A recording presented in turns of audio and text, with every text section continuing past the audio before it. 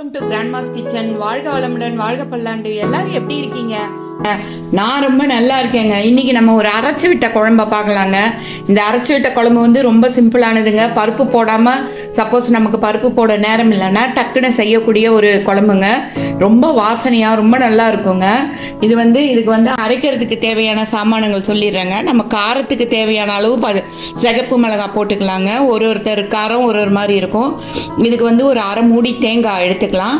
அந்த தேங்காய் வந்து எதுக்கு நான் வந்து இது மாதிரி பீசஸாக கட் பண்ணி வைக்கிறேன்னா, துருவுறப்ப அந்த தேங்காயில் உள்ள தேங்காய் பால் வந்து அப்படி அப்படியே தெரிச்சிரும். அப்படி ஆகாமல் இருக்கிறதுக்காக தான் இது மாதிரி பீசஸாக வச்சுக்கிட்டா கூட கொஞ்சம் ஃப்ளேவரும் நல்லா இருக்கும். அதனால தான் மோஸ்ட்லி தேங்காய் வந்து பீசஸாக கட் பண்ணிக்கிறோங்க நம்ம. அதுக்கப்புறம் வந்து கொத்தமல்லி, அது ஒரு நல்ல ஒரு 1.5 டேபிள் ஸ்பூன் எடுத்துக்கலாங்க. இப்போ எவ்வளோ கொத்தமல்லி நம்ம எடுத்துருக்கோமோ அதில் பாதி அளவு உளுத்தம்பருப்புங்க, அதில் பாதி அளவு கடலைப்பருப்பு. நீங்கள் இது மாதிரி ஞாபகம் வச்சுக்கிட்டிங்கன்னா உங்களுக்கு ரொம்ப ஈஸியாக இருக்கும்.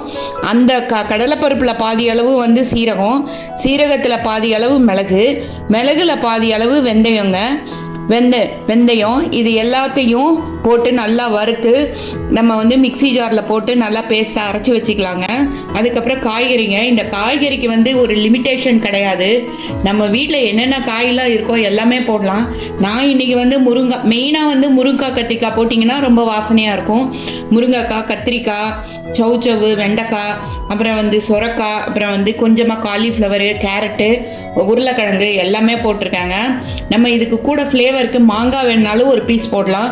நீங்கள் மாங்காய் போடுறப்ப கொஞ்சம் யோசித்து போட்டுக்கோங்க.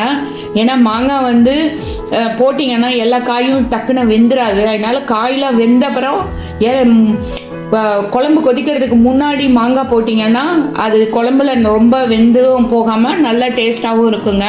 அதனால அப்படி நம்ம மாங்காய் சேர்த்துக்கலாங்க. இப்போ இந்த குழம்பை எப்படி ப்ரிப்பேர் பண்ணுறதுன்னு பார்த்துடலாங்க. இப்போ அடுப்பில் குக்கர் வச்சிடலாங்க. குக்கர் வச்சு அதில் ஒரு 1.5 டம்ளர் இருக்கிற மாதிரி தண்ணி ஊற்றிக்கலாங்க.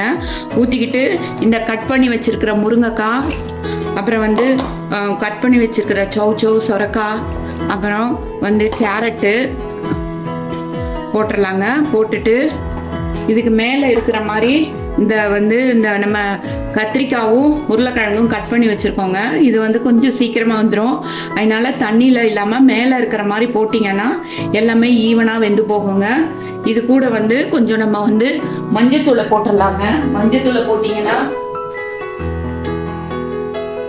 மஞ்சத்தூளை போட்டோம்னா கொஞ்சம் கலர் சேஞ்ச் ஆகாமல் நல்லா அழகாக வெந்து வந்துடுங்க.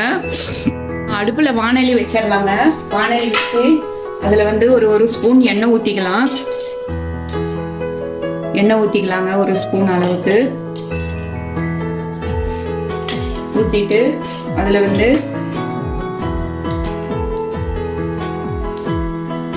நம்ம எடுத்து வச்சிருக்கிற பெருங்காயத்தை போட்டுடலாங்க. அப்புறம் இந்த தேங்காய் தவிர மீதி எல்லாத்தையும் எடுத்து வச்சிருக்கிற எல்லாத்தையும் போட்டுடலாங்க. கடலைப்பருப்பு, சீரகம், மிளகு, உளுத்தம்பருப்பு எல்லாம் போட்டுடலாங்க. வெந்தயம் போட வேண்டாங்க. வெந்தயம் வந்து ஃபர்ஸ்டே போட்டு வறுத்தோம்னா அது வந்து ஒரு கசப்பு கொடுக்குங்க. அதனால வெந்தயத்தை போட வேண்டாம். நம்ம இறக்குறப்ப தான் வெந்தயம் போடணுங்க. பாருங்க, இப்போ நல்லா வறுபட்டுருச்சு. இப்போ வந்து இந்த தேங்காய் இருக்கு இல்லைங்களா, அதையும் இந்த வெந்தயத்தையும் போட்டுடலாங்க. போட்டு ஒரு 2 கலக்கிடலாங்க. ஒரே ஒரு சிட்டிகை அளவுக்கு கடுகு இது போட்டு ஒரே ஒரு வறுவறுத்து இறக்கிட்டோம்னா இதுக்கோட ஃப்ளேவர் வந்து ரொம்ப நல்லா இருக்குங்க. பாருங்கள், போட்ட உடனே கடுகு பொரியிற சவுண்டு கேட்குது. இதை அப்படியே ஆஃப் பண்ணிடலாங்க. அடுப்பை ஆஃப் பண்ணிவிட்டு இதை வந்து ஒரு மிக்ஸி பவுலுக்கு மாற்றி இதை நல்லா நைஸாக பேஸ்ட்டாக அரைச்சிடலாங்க. இப்போ ஒரு வாணலி வச்சுக்கலாங்க. வாணலியில் எண்ணெய் ஊற்றிக்கலாம். எண்ணெய் ஊற்றிட்டு நம்ம கட் பண்ணி வச்சுருக்கிற வெண்டைக்காயையும், அப்புறம் வந்து உரிச்சு வச்சுருக்கிற ஆனியன்ஸையும் போட்டுக்கலாங்க. ஆனியன் வந்து நம்மளோட ஆப்ஷன் தாங்க. தக்காளி, வெங்காயம் இதெல்லாம் வந்து இந்த குழம்புல போடுறது வந்து நம்மளோட ஆப்ஷன் தான். இது வந்து வெங்காயம் சேர்த்தா நல்ல ஃப்ளேவராக இருக்கும். சேர்க்காமையும் நல்லா பண்ணலாங்க. தக்காளி வந்து ஒரே ஒரு தக்காளி அரைச்சி ஊற்றினோம்னா குழம்பு நல்ல கலர்ஃபுல்லாக வருங்க. அதுக்காக தக்காளி ஒன்று நல்ல பழமாக இருக்கிற தக்காளியை அப்புறமா நான் எப்போன்னு சொல்கிறேன் அப்போ அரைச்சி ஊற்றிடலாங்க. இப்போ பண்ண வேண்டாம். இப்போ வந்து இதை நல்லா வறுத்துக்கலாங்க. வெண்டைக்காய் வந்து தண்ணியில் போட்டு வேக வச்சா வலுவெல்லாம் ஆயிரும். அதனால் இப்படி எண்ணெயில் போட்டு வறுத்துட்டோம்னா, வேகிற அளவு வறுத்துட்டோம்னா இது வந்து ரொம்ப நல்லா உங்களுக்கு வந்து அந்த வளவளப்பு சாம்பாரில் இல்லாமல் இருக்குங்க. பாருங்க, வெண்டைக்காயும் வெங்காயமும் நல்லா வெந்து வந்திருக்குங்க. இது கூட நம்ம கட் பண்ணி வச்சிருக்கிற மாங்காவை போட்டுடலாங்க. அதுக்கப்புறம் காலிஃப்ளவர் சுடுதண்ணியில் போட்டு எடுத்து வச்சிருக்கேங்க, அதையும் போட்டுடலாம். இப்போ காய்கறி எல்லாம் சூப்பராக வெந்து வந்திருக்குங்க. அதையும் இதில் ஊற்றிடலாங்க. எவ்வளோ நல்லா வெந்து வந்திருக்கு பாருங்க. குக்கரில் டைரெக்டாக போட்டிங்கன்னா சீக்கிரமாக ஒரு சவுண்டுலேயே வெந்துருங்க. நம்ம தண்ணி வந்து நல்ல தண்ணியாக இருந்தால் ஒரு தண்ணியில் ஒரு விசிலில் வெந்துடும். கொஞ்சம் நம்மளது வந்து போர் வாட்டர் அது மாதிரி இருந்ததுன்னா உங்களுக்கு வந்து 2 விசில் ஆகுங்க. இப்போ வந்து இது காய்கறி எல்லாத்தையும் போட்டுட்டோம்.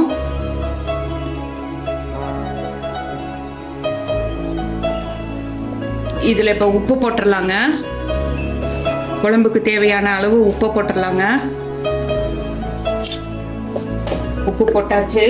அதுக்கப்புறம் வந்து நம்ம ஒரு 2 எலுமிச்சம்பழம் அளவு, 2 நெல்லி எலுமிச்சம்பழம் அளவு வந்து புளியை வந்து கரைச்சி வச்சுருக்கோங்க, அதையும் ஊற்றிடலாம். அதுக்கப்புறம் வந்து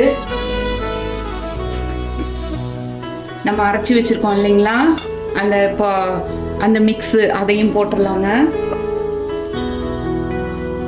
கொஞ்சம் கன்சிஸ்டன்சிக்கு தேவையான அளவு கொஞ்சமாக மிக்சியில் தண்ணி ஊற்றி அதையும் கரைச்சி ஊற்றிடலாங்க.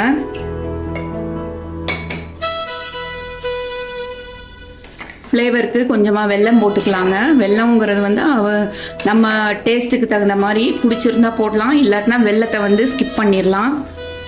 இதோட குழம்பு சூப்பராக அரைச்சி விட்ட குழம்பு கொதிச்சு வருது பாருங்கள். இது மாதிரி நல்லா கொதிக்கட்டுங்க. கொதிச்சு வந்துருச்சு, நல்லா கொதிச்சு வந்துருச்சுங்க. இதை வந்து இப்போ நம்ம ஒரு சர்விங் பவலுக்கு மாற்றிடலாம். இதுக்கு வந்து மெயினான விஷயமே தாளிப்பு தாங்க. இந்த தாளிப்புக்கு வந்து நம்ம ஃபஸ்ட்டு வந்து நல்லெண்ணெய் ஊற்றிக்கலாங்க. நல்லெண்ணெயில் தாளிச்சாதான் ஃப்ளேவர் நல்லா இருக்கும். நல்லா ஒரு ஸ்பூன் இருக்கிற மாதிரி, கொஞ்சம் பெரிய ஸ்பூனில் ஒரு ஸ்பூன் இருக்கிற மாதிரி ஊற்றிக்கலாங்க. இப்போ எண்ணெய் காஞ்சிருச்சுங்க. அதில் வந்து கடுகு, நல்லா ஒரு ஸ்பூன் கடுகு, அதுக்கப்புறம் சீரகம், இது ரெண்டும் நல்லா பொரிஞ்சு வந்துடட்டுங்க. வந்தப்புறம் வெந்தயம் போட்டுக்கலாம். நல்லா பொரிஞ்சு வருது பாருங்க. இப்போ வெந்தயத்தை போட்டுடலாங்க. வெந்தயத்தை போட்டுட்டு நம்ம கழுவி வச்சிருக்கிற கருவேப்பிலை பிச்சு வச்சிருக்கு, அதையும் போட்டுடலாங்க.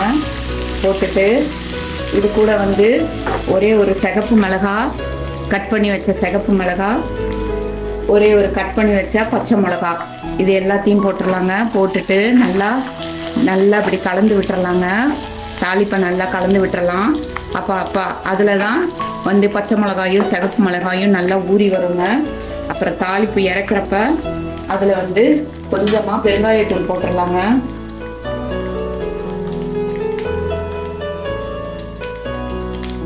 கொஞ்சமாக பெருங்காயத்தூளை போட்டு அதை அப்படியே நம்ம குழம்புல கொட்டிடலாங்க.